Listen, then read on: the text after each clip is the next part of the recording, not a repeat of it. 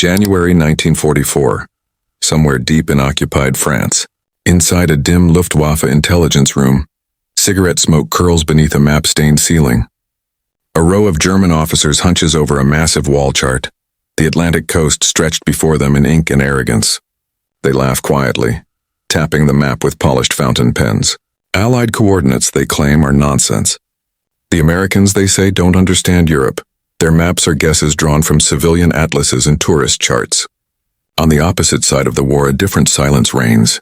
At a cold English airfield, U.S. reconnaissance pilots climb into modified P-38 Lightnings, stripped of guns, loaded instead with cameras. The engines roar to life under a gray sky. Their orders: cross the channel, photograph every coastline, every bunker shadow, every ridge where German artillery hides. They fly alone. No escorts, no second chances. One mistake means a fireball in the channel. Yet each roll of film they bring back will redraw the battlefield. As the Germans mocked American maps, a quiet revolution took flight, a camera lens that would soon reveal every secret the Reich had buried beneath its concrete. Shadows on the ground were about to change the war itself. In the early years of World War II, maps were weapons, silent instruments of power that decided where armies moved, where bombers struck, and where lives were lost. No nation understood this better than Germany. Before the first shot was fired in 1939, the Reich had already mapped much of Europe with obsessive precision. Their cartographers, surveyors, and Luftwaffe analysts had spent years building a geographic empire on paper, a landscape measured down to the meter. German intelligence had access to decades of European survey archives, architectural blueprints, and industrial layouts. Every bridge, rail junction, and coastline fortification was marked, catalogued, and referenced. When the Blitzkrieg rolled into Poland, France, and the Low Countries, German map trucks followed the armored columns, unfolding flawless charts across their hoods. Commanders could calculate firing ranges or artillery angles without hesitation. Their maps didn't just show terrain, they showed control. Across the Channel, the Allies lagged far behind. When the United States entered the war in December 1941, their mapping resources were fragmented, incomplete, and outdated. Many charts still bore the signatures of civilian cartographers who had never seen a battlefield. The U.S. Army's Corps of Engineers relied on commercial atlases and pre-war tourist maps of France and Belgium. Town names were misspelled. Roads were misplaced. Elevations were wrong. Pilots flying bombing raids over occupied Europe often found themselves navigating by instinct. They aimed for rivers or railway lines that in reality no longer existed.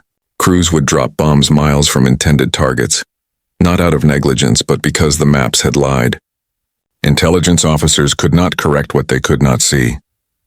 Meanwhile, Germany perfected the art of aerial photogrammetry. Their Luftwaffe reconnaissance squadrons, equipped with Zeiss cameras and long-range optics, delivered images sharp enough to measure the length of a gun barrel. These photos were processed, interpreted, and instantly converted into corrected map overlays. By 1942, the German mapping service at the Generalquartiermeister der Luftwaffe had achieved a level of precision no Allied force could match. In those years, the Germans mocked Allied intelligence reports. They intercepted communiques, studied captured maps, and saw their own superiority confirmed in every misplaced contour line. The American map seemed primitive, drawn by men who had never stood on European soil. But beneath that illusion of confidence, a shift was beginning. The U.S. military recognized that the war could not be fought, or won, without vision. The future belonged not to those who could guess the terrain, but to those who could see it. Thus began a transformation inside the Allied command, a race to turn the skies into instruments of mapping. Across bases in England and North Africa, American engineers, photographers, and pilots converged to form new divisions, photo reconnaissance units. Their mission was simple but monumental: to remake every battlefield from the air. Cameras became weapons. Precision lenses replaced guns. What had once been the job of a draftsman now belonged to pilots who flew alone into flak fire, cameras snapping thousands of frames per minute. Each exposure captured not just landscapes but intelligence, fortifications, fuel dumps, camouflaged roads. In 1942, these efforts were still in their infancy. The Germans laughed. The Allies learned. And high above occupied Europe, a silent battle for the truth of the terrain had begun. one that would redefine intelligence itself. Every photo brought home meant a correction, a clearer line, a better strike. And somewhere in that process, the Americans began to catch up. By the end of 1942, the German maps were still superior, but the gap was closing fast. The era of blind bombing and guesswork was ending. The age of aerial eyes had just begun to open. By early 1943, the quiet laboratories of Allied intelligence began to hum with precision. The United States Army Air Forces had realized that reconnaissance was not a support task. It was a foundation. Behind the air raids and infantry movements, a new form of warfare was being built. The war of imagery, geometry, and interpretation. The 8th Air Force in Britain became the central hub. From scattered airfields across East Anglia, a network of photo reconnaissance squadrons operated under relentless schedules. They flew unarmed aircraft, stripped down Lockheed F-5 Lightnings, Supermarine Spitfire PR variants, and Mosquitoes modified for long-range altitude photography. These machines carried cameras mounted in their noses and bellies, equipped with massive lenses developed by Fairchild and Kodak engineers. Each camera could capture entire cities in overlapping frames at 25,000 feet. Using stereoscopic viewers, analysts could later recreate a three-dimensional model of the terrain, measuring bunker depths, crater diameters, or the slope of a beach. Every contour, every trench line, every camouflage net was recorded. The key was repeat coverage. Pilots would fly identical routes day after day, photographing the same coordinates from the same altitude. When developed and layered, these photo sequences revealed change, construction progress, troop movements, supply expansion. For analysts, these subtle differences became intelligence gold. At RAF Medmenham, the British Central Interpretation Unit worked side by side with American specialists. In long, silent rooms filled with light tables and magnifiers, men and women pored over film strips for hours. Every image mattered. A misplaced shadow could mean a hidden hangar. A fresh track in the snow could betray a secret convoy. This partnership marked a revolution in Allied intelligence, a merging of American resources with British experience. RAF interpreters had already mapped enemy radar sites during the Battle of Britain. Now, with American manpower and technology, the process accelerated beyond anything the Germans imagined possible. While the Luftwaffe still mocked Allied guess maps, the Allies were constructing maps from millions of photographs. Literal snapshots of the battlefield, layered, measured, and cross-referenced. By mid-1943, this intelligence infrastructure became an invisible weapon. When Bomber Command planned raids on Ruhr Valley industrial centers, it was these aerial photos that decided which factory, which smokestack, which bridge would be hit first. No more guesswork, no more wasted sorties. To maintain secrecy, the U.S. created specialized mapping groups under the Army Map Service. These units worked in secure compounds, translating aerial data into printed charts within days. Field commanders could now receive maps fresher than the weather reports, some only a week old, showing terrain as it existed that morning. What the Germans never saw was the scale of this transformation. They assumed Allied maps were static. They didn't understand that by 1944, the Americans and British were essentially updating the Earth in real time. Even as the Luftwaffe's reconnaissance capacity declined under Allied bombing, the Americans increased theirs tenfold. Entire production lines were devoted to reconnaissance cameras. Photographic chemicals were shipped across the Atlantic under armed guard. The war effort itself had become a vast imaging operation. Yet the true test of this invisible weapon was still ahead. The Allies had learned to see when, but they hadn't yet shown what that vision could do. In the months leading to the invasion of Europe, aerial reconnaissance would evolve from intelligence tool to strategic hammer. From the frozen ridges of Norway to the dunes of Normandy, hidden bunkers, fuel depots, and V-weapon sites would be discovered, all through the lens. The Germans still laughed at the idea of American map-making. They believed their Atlantic wall was invisible from the air, buried beneath camouflage nets and false terrain. But soon those same nets would appear in perfect detail, printed on the very maps Allied soldiers would carry ashore. The laughter would not last much longer. The weapon that humbled the German map wasn't forged in steel, it was built in glass. By 1943, American engineers had turned photography into a science of war. The Fairchild K-17 and K-18 aerial cameras became the eyes of the Allied forces, capable of capturing vast stretches of terrain from altitudes exceeding 25,000 feet. Each negative was a masterwork of engineering. 9 inches of detail so precise that analysts could count fence posts or measure the shadows of guns. Unlike the Luftwaffe's earlier systems, which relied heavily on manual operation and interpretation, the U.S. introduced automation wherever possible. Cameras were synchronized to aircraft speed and altitude, ensuring seamless coverage without overlap errors. Engineers refined film emulsions for higher contrast under the thin, icy light of high altitude. What began as a tool of observation evolved into a machine for control. These cameras didn't just take pictures. They froze intelligence in time. A single sortie could expose over a mile of coastline in 30 seconds. When stitched together, the results became photographic mosaics, living maps. Analysts could compare frames from different days and literally watch the enemy build, dig, and move. The real advantage, however, was scalability. The Allies built a system, not a camera. Dozens of aircraft across multiple theaters could collect, transmit, and analyze imagery through a single standardized process. This meant speed, a factor Germany, strangled by bureaucracy and overconfidence, couldn't match. And with each new photo run, the myth of Allied blindness began to erode. While engineers refined the optics, the burden of vision fell to the men who carried them. The pilots of the U.S. 8th Photo Reconnaissance Group were not typical airmen. They flew alone, unarmed, and higher than any bomber dared. Their missions were not to attack, but to witness. The F-5 variant of the Lockheed P-38 Lightning became their symbol. Its guns removed, its body rebuilt to house cameras instead of cannons. At 30,000 feet, these aircraft skimmed the edge of the stratosphere, running ahead of bomber streams to photograph targets before and after raids. The pilots wore pressurized suits, oxygen masks, and carried little more than a sidearm. Their defense was altitude and silence. Every sortie meant threading through a world of danger. Flak bursts below. Mi-109s climbing fast. Fuel running thin. One hit to the engine and the sea would claim them. Yet they flew anyway. Not for medals or glory, but because every frame of film meant lives saved on the ground. Their debriefings were silent rituals. A pilot would step off the tarmac, Frost still clinging to his flight suit, and hand a film canister to a waiting intelligence officer.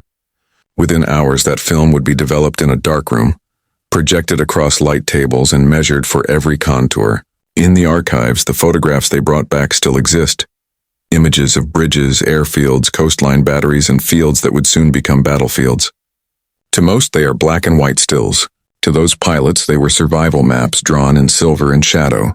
Many never returned. Reconnaissance losses were high, often higher than bomber missions, precisely because they flew without escort.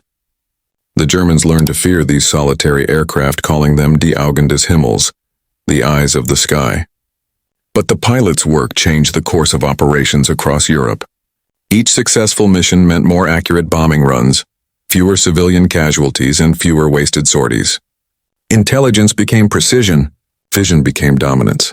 By late 1943, the Germans had begun to realize that the Allies' vision was improving, that somehow their hidden depots and fortified positions were being pinpointed with uncanny accuracy. But they still didn't understand how. They assumed spies, defectors, or captured plans. They couldn't yet imagine that a small black camera, carried by a single unarmed aircraft at the edge of the clouds, was the true spy in the sky. The Germans still laughed at the Americans' maps. But now the laughter came with unease. Because every time they looked up and saw a faint contrail tracing across the high blue, they couldn't help but wonder if their secrets had just been photographed. Behind the evolution of Allied reconnaissance stood a quiet figure, Colonel Elliott Roosevelt, son of the U.S. President.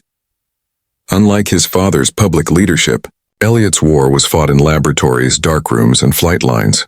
He understood before many others that the camera could become a decisive weapon, not merely for observation, but for planning entire operations. Under his guidance, the 8th Photographic Reconnaissance Group became an organized intelligence machine. Every image, every coordinate, every contrast reading was documented, cross-checked, and transformed into actionable intelligence. Roosevelt demanded precision. He often reminded his officers that a single blurred photograph could mean 1,000 wasted bombs.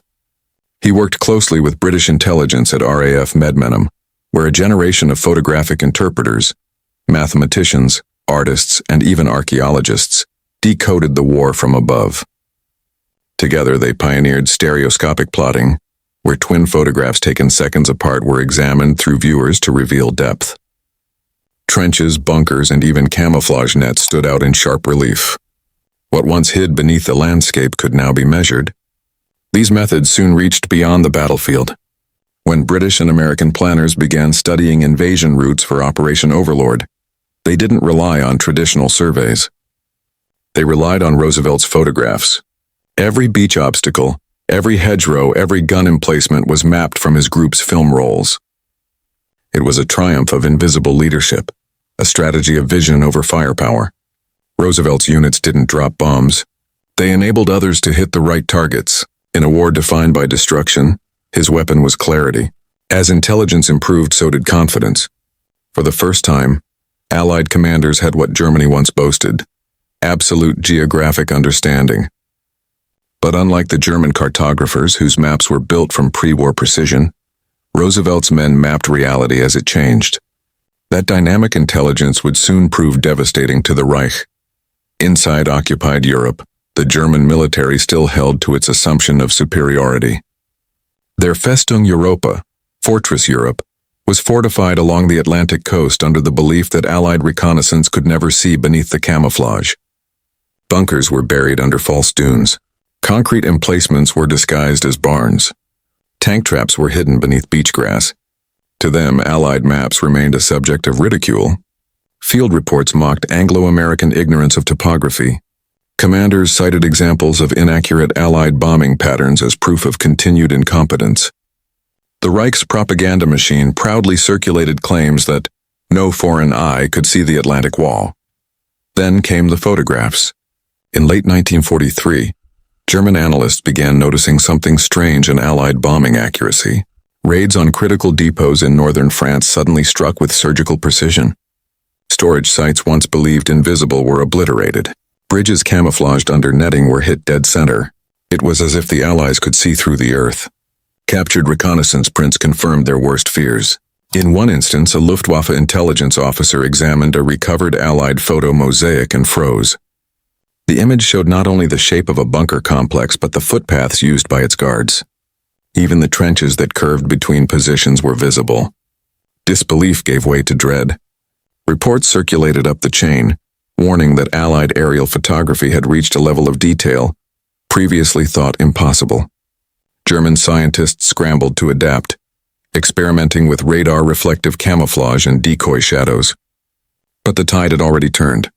Every attempt to hide brought a countermeasure. New film emulsions pierced through fog. Infrared filters exposed heat sources under forest canopies. The Allies had begun to map not only what the eye could see, but what light itself could not hide.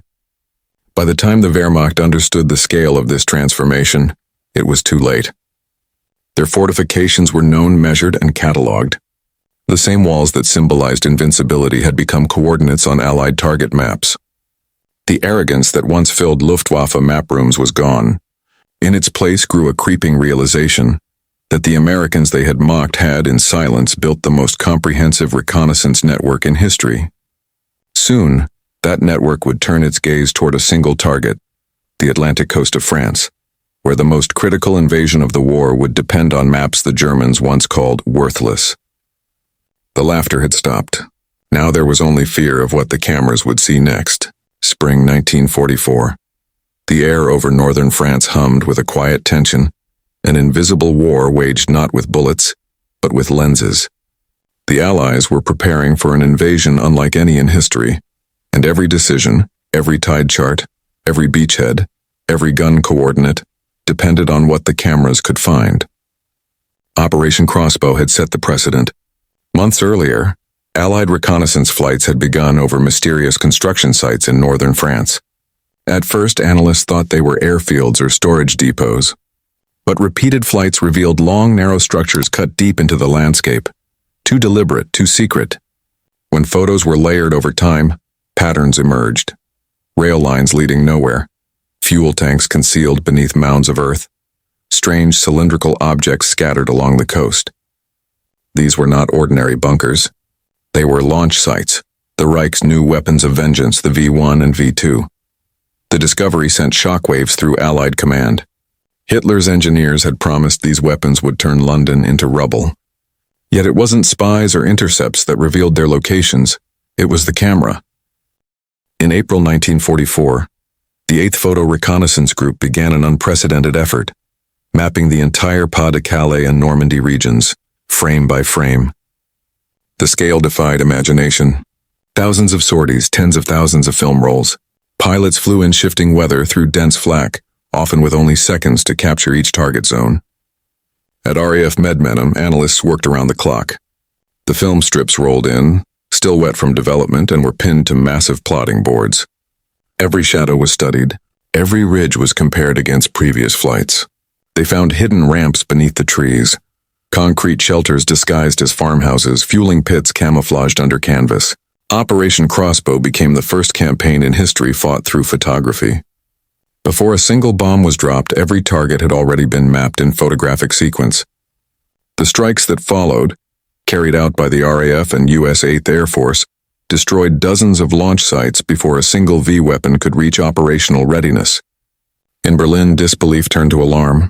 How could the Allies have found them all? The Reich's propaganda had promised invulnerability. Now their secret weapons lay exposed in black and white, projected on Allied light tables thousands of miles away. But the success of Crossbow was only the beginning.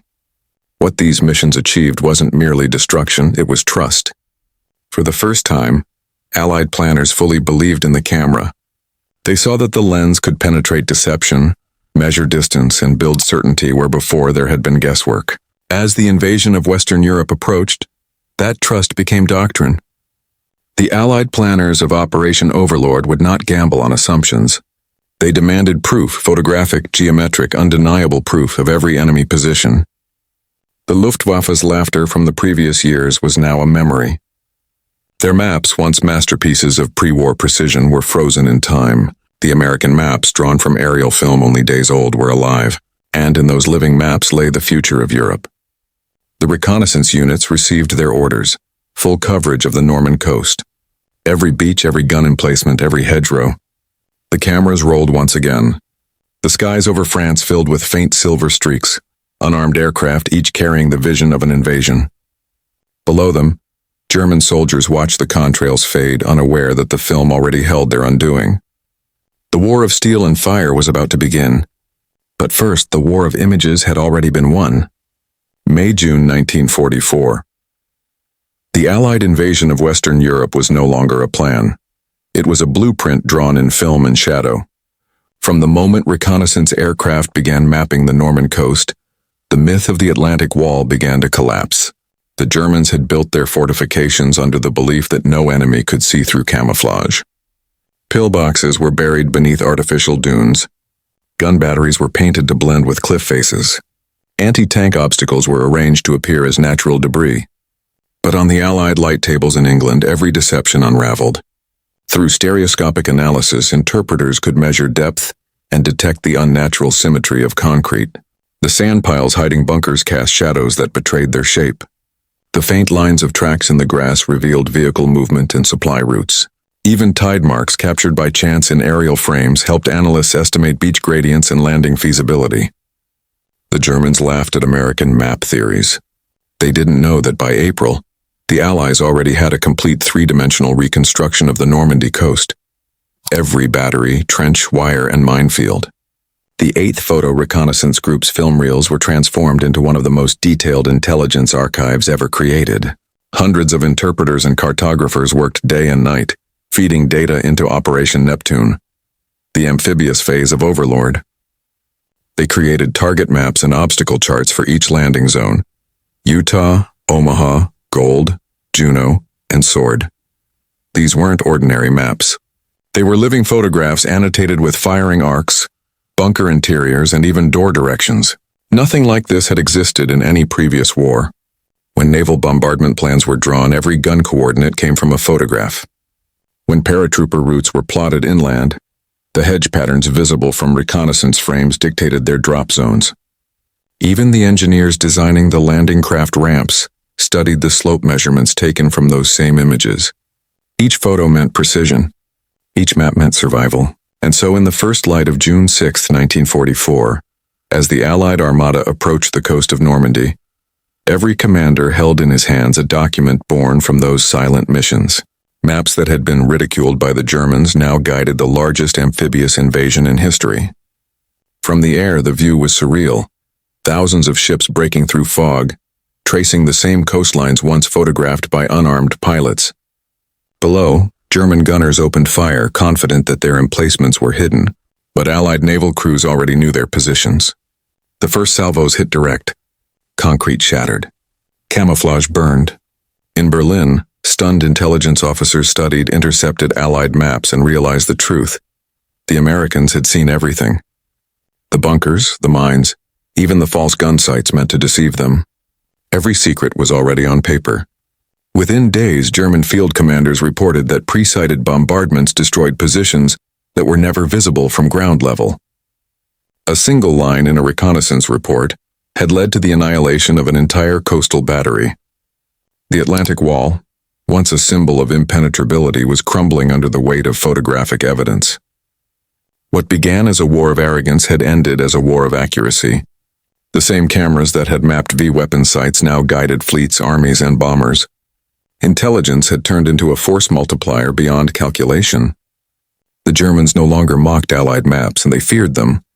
Their silence replaced the laughter that had filled their map rooms only a year before. The Americans had done what their enemies thought impossible. They had turned the invisible into the visible. Every bunker, every trench, every deception, all exposed by the eyes of the sky. And on the beaches of Normandy, that knowledge would carve the path to Europe's liberation. By the end of June 1944, the results of the Allied mapping revolution were undeniable. The landings had succeeded, not by chance, not by overwhelming numbers alone, but through precision born of reconnaissance.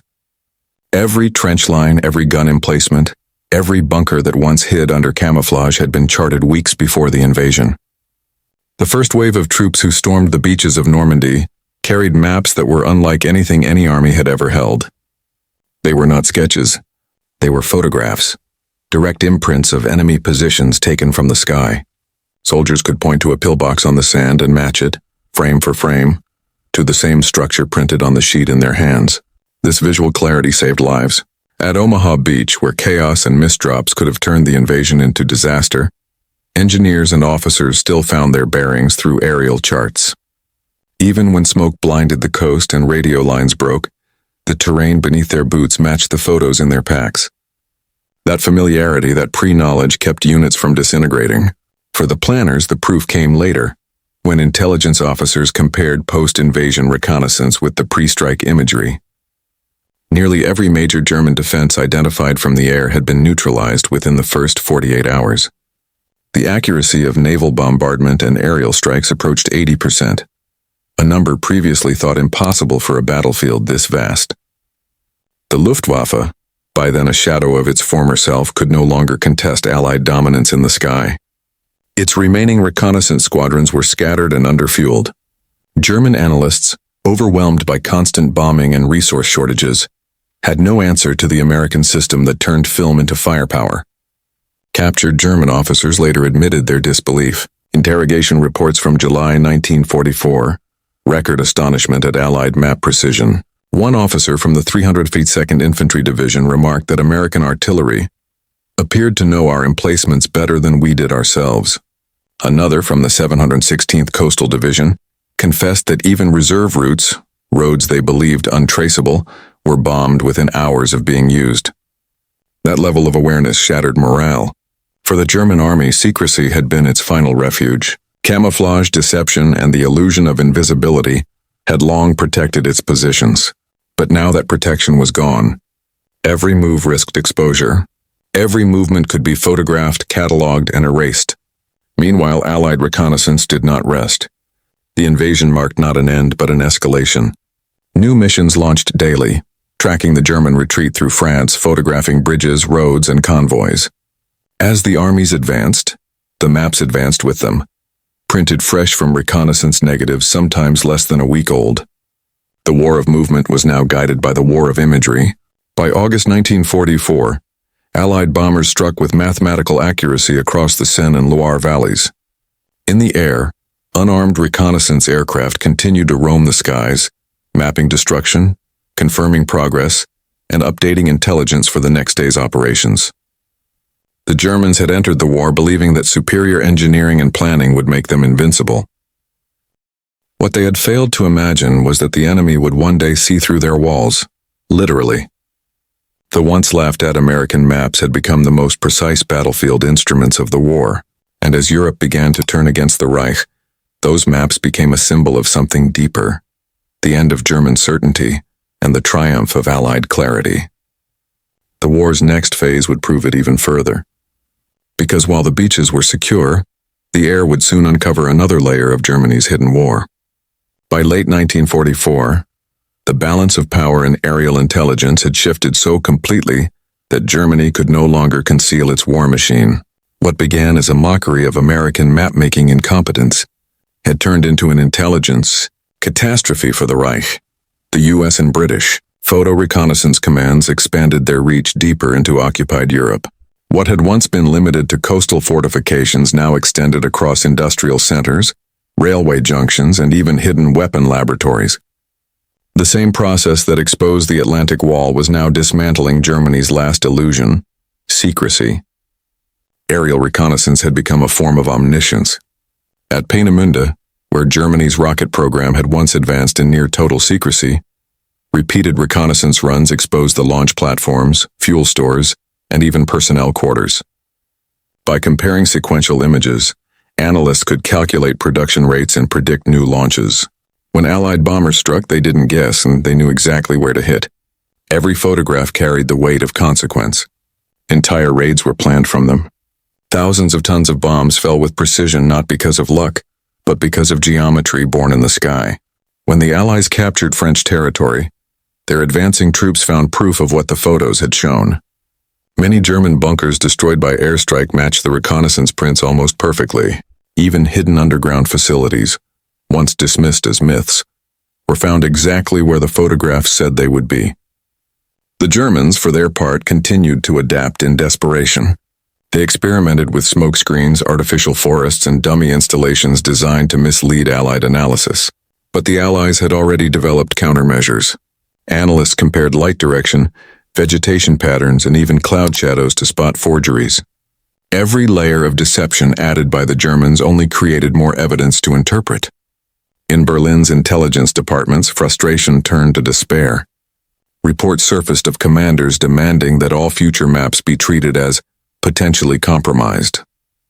Entire divisions began changing positions at night, building false roadways or shifting supply depots weekly, a logistical nightmare driven by paranoia. The Luftwaffe's intelligence network collapsed under that pressure. By 1945, fuel shortages had grounded nearly all German reconnaissance flights. The Reich had gone blind. Its enemies, meanwhile, saw everything. This imbalance wasn't just tactical, it was psychological. German troops came to believe that Allied bombers could somehow see them wherever they hid. Rumors spread that the Americans had invented a camera that could photograph through walls. Though untrue, the belief itself mattered more than the reality. Fear became another invisible weapon. The Americans, methodical and unsentimental, continued to photograph the war's end with the same precision. They documented the retreat, the ruins, and the surrendering convoys with the same calm, analytical discipline that had mapped the invasion. Even as the front lines collapsed, reconnaissance aircraft flew their final missions. Not to find targets, but to record the fall of the Reich from the sky. When the fighting ended, a new purpose emerged for the imagery. Those millions of negatives became historical evidence, proof of what had been hidden, what had been destroyed, and what had been denied. The same cameras that once guided bombs now guided judgment. They revealed labor camps, demolished cities, and the industrial sprawl that had fueled a war of domination. For the Allies, aerial reconnaissance had evolved beyond a tool of victory. It had become a record, the first visual archive of a war mapped in real time. In the rubble of 1945, former German officers reviewing captured Allied maps admitted a bitter truth. They had never understood the scale of the American vision. They had mistaken innovation for incompetence, and it had cost them a continent. The sky had seen everything. War is often remembered through battles, explosions, victories, and defeats. But the real revolution of World War II was quieter, drawn in lines of ink and silver on fragile sheets of film. The Germans had laughed at the Americans because they mistook patience for weakness. They saw map-making as bureaucracy, not warfare. They believed that the front line was decided by guns, not by geometry. But when the invasion came and every bunker, gun nest, and trench was already known, that arrogance died on the sand. The Allies had turned observation into dominance, and the eye in the sky had become the most powerful weapon of the modern world. From that moment on, warfare would never again be blind. Every modern conflict, from the Cold War's spy satellites to today's unmanned drones, traces its lineage back to those early reconnaissance flights. The men who risked their lives in unarmed planes over France and Germany did more than prepare an invasion. They reshaped how nations would see and understand war itself. It is easy to underestimate the importance of information until it turns the tide. In 1940, a map was a sketch. In 1944, it became a weapon. And by 1945, it had become a truth, one that even the defeated could not deny. Aerial reconnaissance had proven that knowledge, once abstract, could become as lethal as steel. The sky, once a space of flight, became a field of vision, the ultimate battlefield for intelligence and precision. When the war ended, the cameras were put away, but the idea endured. Every photograph taken from the clouds carried a silent message that no fortress is impenetrable, no secret eternal, and no empire invisible. The Germans laughed at the maps. The Americans built a new kind of war from them. And in that transformation, and from laughter to realization, from blindness to clarity, the modern age of warfare was born. The world had entered a new era, where victory belonged not to the side with the biggest guns, but to the one that could see the farthest.